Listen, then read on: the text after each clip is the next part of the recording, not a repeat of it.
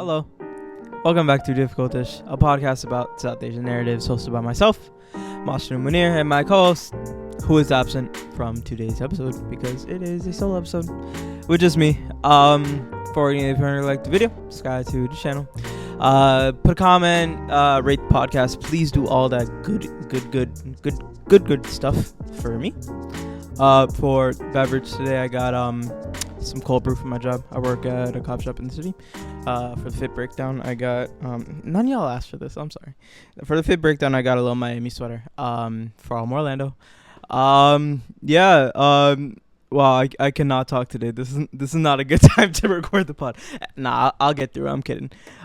Today I was trying to think of what to talk about, and I had a couple things in mind.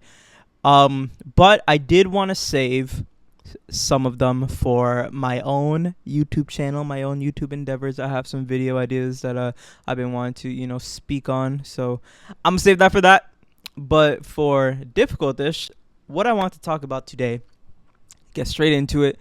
What I want to talk about is poor eating habits as a South Asian. In this case, particularly a South Asian man, and how those poor eating habits can evolve into poor self-perception and poor, body image perception. And apart from perception, just how it can turn around on us and treat us negatively. I think we've spoken about South Asian diet / cooking in the past before, and maybe we talked about body image like a long time ago, but this is something that I don't speak on much. Not even because it's something that it is like super personal to me. I think I'm just really avoidant on the topic because it's something that like I struggle with quite often. And disclaimer, I don't think I have any actual, bad eating habits, like nothing medical related or nothing super serious. Like a lot of stuff is in my control, and it's stuff that I have difficulty controlling. As brown people, bro, we love food. Food is a love language of our culture. It's such a big part of our traditions and our customs, and a lot of the time it's not the healthiest, because a lot of our food can be very gluttonous and very celebratory, very love inducing. And the downside of food is that the yummier stuff the stuff that makes our heart full literally is the unhealthy food and the stuff that's not good for us. So this is something that I think about quite often, and I'll just get into it. I'm trying to prolong this intro. A little bit into me and my past. I'm someone that's always struggled with body image. Not to say that I've always been like really insecure about the way that I look, or I think it's more that I've just been really conscious about it. Like I think about it a lot. It's like whenever I eat something, after I eat it, I'm like immediately thinking about the consequences, and like I'm immediately thinking about like, okay, what are like the healthy attributes of what I ate, and what are the unhealthy attributes. And I'm always thinking about that stuff. And I also have really bad eating habits, like snacking and just eating when I'm bored and eating when I don't know what to do, and feeling like I always have to be consuming something. And I think to get into it, I think a lot of where that comes from is because I've given this a lot of thought, right? I think about so often why it's so easy for some people to deter from eating poorly and eating unhealthy food. Like they're able to just like snap their finger and stop. What they might catch a craving a day out of the week or whatever it is, but like for some people they see food as just fuel, and which I think is the correct way about it. Because if you think about it, like being hungry is very natural. Like being hungry is a normal feeling, and I think in I think we think that being hungry is like an alarm that our body is like signaling us that like we have to eat or like we are gonna shut down. Whereas like that's not true. Like you think about like animals in like who live in the wild, it's like they probably eat once a day, once every 2 days. And not saying to do that, but it's like being hungry is just like a part of like living throughout the day. It doesn't, and like it's a prolonging effect, it's a prolonged feeling, it's always going to be there. But that doesn't mean that like right when like we feel like that hungry feeling or something, like we don't have to eat that very second. It just means like, yeah, you're hungry, eat soon, because you need it. You're not gonna, whatever if you don't in this very second. But I think I think growing up, that's kind of how like a lot of brown people took that information. Was like, yo, we have not eaten in 4 hours. If we don't eat, we are gonna collapse. We are gonna disintegrate. Whereas like, no, you don't have to eat a big fat bowl of rice every 4 hours, 3 hours, and you don't need a second one right after you eat the first one. But a lot of us are conditioned to think that way because, maybe a lot of it comes through generational trauma of not having food, and now you have the access to food, and then now it's like, yo, we didn't have this, now we have it. We're going to take advantage of it because we don't know if it's ever going to be gone. All this can possibly disappear from us one day. I think a lot about this song, Fear by Kendrick Lamar. It's on his Damn album. It's this rap song that's separated into 3 verses, and each verse is him rapping about what scared him, what he feared in a certain part of his life. So like the first verse is what he feared when he was 7, second was 17, and then 27. And in the last verse, he raps about like, yo, he has all this money now. He has, the riches and the success. But like, he keeps saying in the verse, like, I feel like God is playing a game with me. Like, I feel like all of this can like all of this can disappear. Like, and like maybe it's some of the effects of like imposter syndrome, or like finally getting to a place where you never imagined yourself, or a place that you've been working so hard to reach, and you're in a bit of disbelief that like you actually made it, given like what the circumstances of your life were before. So I think there are a lot of factors into why like the overconsumption of food is so prevalent in our society. And on that note, I think that's a little bit what has happened to me in my life. I've gone into my background and my past a bit in this podcast, but I didn't grow up in great circumstances at all. Like we were very low income in inner city Orlando, and the circumstances were not well at all. And there was a lot that I couldn't receive in my life. A lot of things that maybe some of my peers did, or some kids that when I got older and I started being around people that didn't come from the same type of background that I came from, I came to understand that there's a lot that kids get in their early teens or in their mid-teens or whatever, like that age area. There's a lot that they get, whether it's like certain toys or certain, resources to do something, or certain awards or something. I didn't, because my mom couldn't afford it. And, I had to start working early to start making my own money. And so I say all that to say, there was a lot that I didn't have in my life. But one thing that my mom never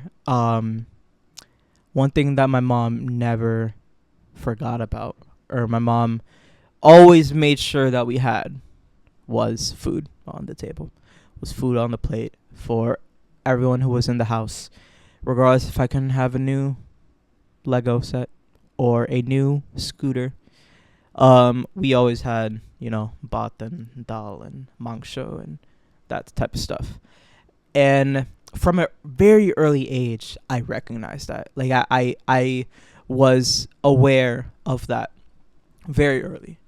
And not only did we have food, like we had more than enough. Like my mom always went out of her way to provide more than enough. Like it wasn't the bare minimum. At times, yeah, sure, at times, whatever. But it's like my mom always made sure that we had food. And that what's the word I'm looking for? I don't know. Just like that love that I had for it. That like, it's like you see. It's like you look at like a barren landscape and you see one thing in there. That one thing shines so bright. It's like if you're looking at a huge lake. In the lake, you just see, one big ass bird just sitting on a piece of wood right in the middle. Like you're gonna see it and you're gonna remember it because you're like, damn, like in this vast space of nothing, like this one thing is here, and like it's there, So whatever. What I'm trying to say is, it meant a lot to me, and it's my fault at the end of the day. Like I have control over this. It's under my control what I eat and how much I intake, and the relationship that I manage or I take with my relationship with food is I think it's over everlasting effects of the relationship that I had in my past, and just the ecosystem of what my life was like back then. So yeah, that's a little background. I'm sure a lot of you guys can relate to that, especially as brown people who may not come from great circumstances. I'm sure that your parents always try to make sure that y'all have food there, because food is such a big part of our culture, and it will never get overshadowed. It'll be put as priority from any other thing in life. So from there into like my later teens, my early 20s, I always love food, man. I love food. And it's not even like I have like a bad habit with like eating very, very, very unhealthy, greasy food. It's just food in general. It could be good stuff. It could be like healthy stuff. It could like whatever it is, just like the consumption of like, because I realize like, man, like food is such a beautiful thing. I'm saying this in such a not poetic way, like, but I promise, like the attachment to it like it is very romantic. Like just the relationship that I've had with food my whole life. Like I don't know how to articulate it in a prettier way other than saying I fucking love food, bro. But alas, the path that I took with eating has was not always the best path. I grew habits of eating when I was stressed, when I was bored, especially. It was like, because in the beginning of the pandemic, I used to work from home, and I would literally just be snacking all day long, all day long. And a lot of it just, yeah, and like, I don't know. So I just thought about how, a lot of time you think about like a lot of the hoods in Bronx or Queens or like any city in the world, it's like the unhealthy, greasy fast food is all that there is in the lower income areas. And that's all that there was. Like, if y'all knew my neighborhood in Orlando, you leave my neighborhood, there's a McDonald's, there's a Burger King, a Wendy's right there, then there's another Wendy's on the other side, there's a Chick-fil-A right there, there's a Taco Bell right there, there's a Checkers. That Checkers fucked me up, and there's a Chipotle that came a little bit later. I became obsessed with that later on. But a lot of what we know growing up in these areas is these foods, and we become normalized to it. We're like, yeah, having McDonald's is regular, thrice a week because they're right here, and like I was sometimes like in high school when I would go like really often, I see the same people. I became a regular. Y'all not regulars at McDonald's like I was.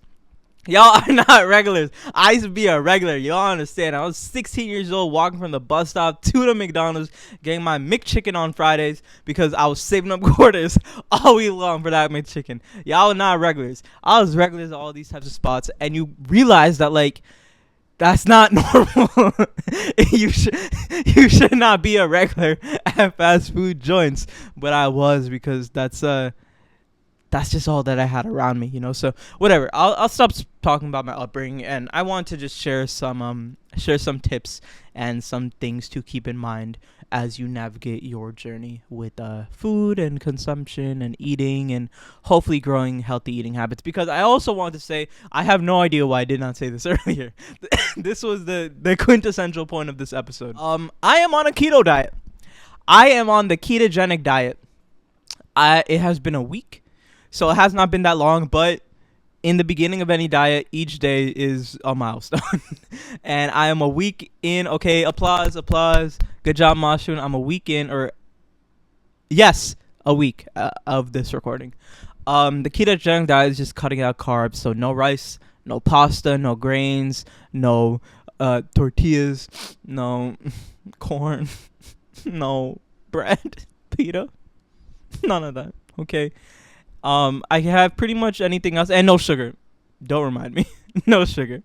I take shortcuts, so I will have a little bit of lemonade, or like a little bit of yellow rice with my gyro. We'll get there, okay? But I'm on the ketogenic diet, and that's why I wanted to bring this up. Is because I'm in a place right now where I want to take my health seriously. And I'm not saying you gotta take, I go on the keto diet to take it serious, but I am being more mindful now of my eating, because I feel like I have gluttonized myself enough. I have eaten for fun enough, okay? Of course, the relationship with food remains the same. It remains intact. Everything that I've described in the last 20 minutes, it's still there. But I would just want to have a healthier relationship with what I am putting in my body. I still love to cook. I still love, having my Bengali dishes, but in moderation. As for anything in life, have it in moderation.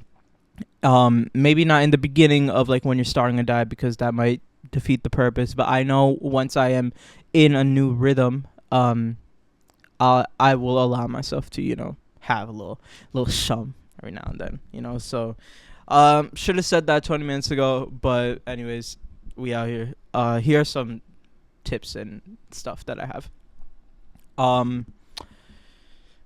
Don't mindlessly eat. Less mindless eating, eat mindfully. You do not have to snack all day. Think about what I said 10 minutes ago. Being hungry is normal, okay? You gotta flip that switch in your head. Eating hungry is not it's not an alarm. It's not an emergency sign. It's like it's gonna be there. It's always gonna be there.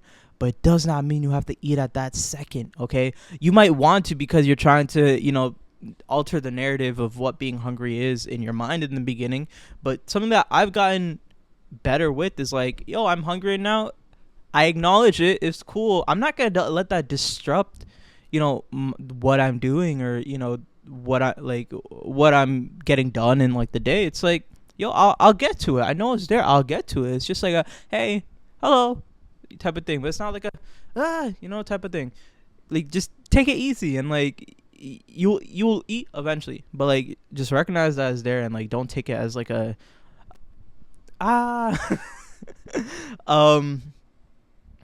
yeah. Along with that, listen to your body. If you are eating something yum, something good, some mac and cheese and french fries and fried chicken and burgers and pizza and milkshakes, once you start feeling your body feel a little weird, know when to stop. That's all. It's okay. You got like the thing that like we gotta know about cravings is like if I'm craving fried chicken, that doesn't mean you have to have a bucket of fried chicken. You could have a couple bites of like a fried chicken leg or something. That's it. If you're craving a burger, you don't need the triple decker, quadruple decker, six slices of cheese on the burger. You just need a little smash burger from Shake Shack. You're good, okay?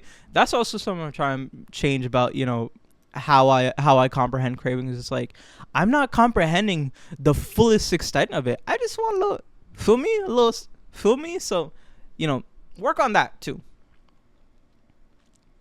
Build a schedule for eating. Mo does this thing where she'll eat at the first meal will be like 10:30 p.m. and like I'll ask her, what you eat today? And she was like, oh yeah, I had a little brunch, an egg. I had a little brunch. I had a little almond.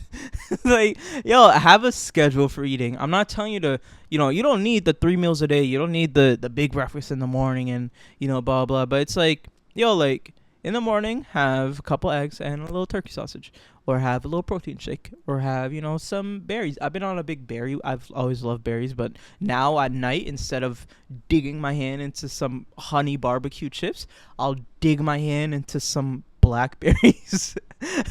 Like last night, I downed, not even last night, the last 2 nights, I ate a whole box of blackberries each night. It's so bad, but the blackberries near me are $1, the pack, so it's okay. Um, but what was I saying? Build a schedule for eating. So try not to eat at like ferociously different times every single day. Like, do not eat at noon one day and then not eat for 24 hours. Like, have like a general kind of like, if you want to skip breakfast, for if like you wake up and you're not hungry and you want to skip breakfast, cool. The next day, if you wake up and you are hungry, eat the breakfast. It's like, you don't, like, by what I mean by schedule is like, don't make something strict, like time marks and like you got to eat this and this. And I know that's what a lot of like people on social media say, but like, we're beginners, okay? We're getting started. We're brown people, okay? We're coming from Baten Dalamangsho, okay? Take it easy on us. If you wake up one morning, you're hungry, cool, eat a little something. Next day, you're not hungry, cool, don't eat none. It's like, listen to yourself and try to, build like a calm little schedule that, you can roughly follow throughout the day. I recognize that most mornings I'm not hungry. Some mornings I'll have a little egg, I'll have a little turkey sausage, but my first actual meal isn't going to be until 12 or 1, and that's cool. And I'm not going to want to eat again until like 7 or 8, and that's what I follow. Some people are different. Some people first meal are at 3 and then their second meal is at 9. Cool. Just build a little rough schedule for yourself and try to keep to that as best as you can. Another one, your parents might not get it. Your parents probably not going to get it. Your parents probably got to tell you, it's fine, you're a growing boy or a growing girl or whatever it is. You need to gain weight. You need to lose weight. They'll always have something. I get it. They're not going to get it a lot of the time. My mom does not get it. You don't got to tell them, okay? I know this is harder if you're younger. If you're younger, try to sneak around a little bit. I don't know. You got to do what you got to do. But, like, if you're older, you don't got to really explain to them because a lot of times they'll just kind of get mad or, like, they'll, like, they won't have that understanding of it. And it can erupt into, like, something else. And so a lot of time, like, my advice is, like, you don't got to get them, like, invested in this world of, like, okay, I'm going to help my son or my daughter, lose this weight or gain this weight or, become healthier. And, like, I understand probably you want to get them healthier too, or there are tiers to this. I get it, but again, we're beginners, we're brown people. Just keep it to yourself in the beginning. Keep these healthy eating habits to yourself. Hopefully, your parents will recognize it, or your parents will see the shift in your body. Be like, oh, like you're looking good, or oh, like blah blah, like what have you been eating, and like maybe they'll become naturally interested in it too. But what I'm trying to say is, towards the beginning, there probably is going to be a disconnect. So be aware of that and navigate that the best way that you think is fit for you and your family. And the last one I get is, y'all know this, but like the world is full of substitutes now. And I'm not talking about like, fake cheese versus real cheese. I'm not talking about that big of a substitute. I'm talking about like, I love lemonade, okay? Asmo. I love y'all, I'm not Asmo. Why am I pointing here? There's nothing here. I love lemonade, right? But lemonade is packed with sugar. But a lot of these Minute Maid companies, shout out Minute Maid, want to sponsor the podcast one day, I'll happily accept. They make a sugar-free lemonade or like a 25% sugar lemonade, and it is crack. It's so, because they use stevia leaf extract. It's like a natural sweetener. Whatever. It's still slightly sweetened, but like it doesn't have like that unhealthy, like that, like you feel like you're like growing acne like type of feel when you have it. Like it tastes a lot cleaner, and like you even try and make it homemade. Like I don't know, we're so adapted to having like these like the way that these stores and these companies like create these food items or like these drinks, and thinking like that is how it has to taste. But it's like, no, honestly, I love the 25% sugar lemonade so much more than like just a regular lemonade from Publix. I'll still down that. Don't get me wrong. I'll still fuck up the Publix lemonade any day of the week. I know it has 650 grams of sugar. I will fuck that up. But I still love, my little stevia leaf extract lemonade too. The world is full of substitutes. I enjoy cauliflower rice. Hot take. Cauliflower rice kind of cool if you put some stuff in it, literally, and like you have it with like curry. It tastes the exact same. It like don't sweat it. I had zucchini noodles the other day. Fucking crazy. Not that bad, honestly. Kind of like this place made. I was like a poke spot. Not that bad, honestly. Yeah, try that too. World is full of substitutes, man. You don't gotta have all the crazy stuff all the time. But yeah, that's all I got. Kind of crazy. We're like 30 minutes in. Beautiful. That's that's all I got for this episode, man. I don't know. I feel like I got a lot more to say, but I've released everything that had to be released. But let me try to think if there's anything else. I don't know, man. I feel I just want to say I feel for a lot of y'all that have struggles with eating healthy or managing their diet. I have gone through so many diets and I've never stayed consistent to any of them because you relapse and you have the little thing that you've been wanting, and then that snowballs into whatever it is, and you go back home and like your mom's like, oh, I made all this stuff, and you can't say no to her. And even if you say no to her, you're still getting up at 10:30 at night and you're seeing on the table. You're like, damn, like I want it. And like I get it. It's hard. I get it. It's tough, especially if you have like if you come from like a similar background than I do, like the story that I told, like the relationship that you have with food. I understand. But it's all about moderation and it's all about balance. Okay. Nothing in life is good unbalanced. Same way that you don't want your mom's food 24/7, you gotta use that same mindset. You gotta live life balancing what is good for you, what might not be good for you, but still makes you happy. It's a little bit of everything. Okay, I'm going through like this dramatic period right now just because I want to alter my way of thinking. Like I'm just like fed up, kind of funny. But it's baby steps, bro. It's take it easy on yourself. Please don't like tear yourself down for like struggling with this, because I get it. Okay, I don't know what else to say. It's like I feel for you, and like we're in this together, and like it's tough for like the brown people because a lot of our food is inherently unhealthy. Very oil based, very fried, very bread based, rice obviously, and a lot of it is not the best for you. And I understand that it can be difficult to alter those habits, but we shall. So moderation is balance. Take it easy on yourself, and just build small habits to hopefully bring you like a grander, better, healthier way of living. Because once you eat better, it's true what they say. Once you eat better, it just snowballs into so many other positive effects on your body. You will sleep better. You will have more energy. You will be friendlier. You will have a more positive outlook on life. It's true. I'm a week into this keto, and honestly, my craving, I probably also should have said this earlier. I don't crave. Like my cravings are down. I haven't been craving. Damn, this is fucking crazy. I'm actually having this realization right now. I haven't been craving unhealthy food. I really haven't.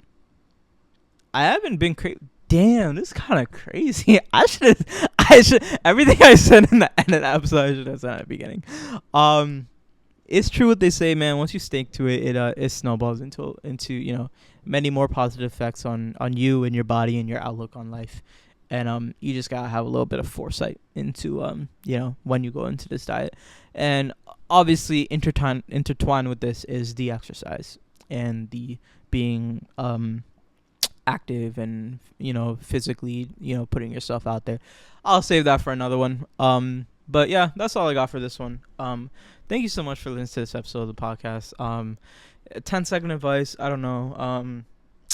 It's mango season. Go buy yourself a little mango. If you don't got no mango tree, if you're not no southerner like me, go to a little grocery store, a little mom and pop shop, get some mangoes. Is that time? They ripe, they juicy, they're ready to go. But not too much because they got lot of carbohydrates. Now I'm being annoying. Thank you so much for listening to the podcast. This episode of the podcast. If you made it this far, please drop me a blackberry. I want to see some blackberries. I don't know if they got blackberries, some berries, any berries. Give me some berries. Healthy living 2024. To the rest of life. Thanks so much for this episode. Bye.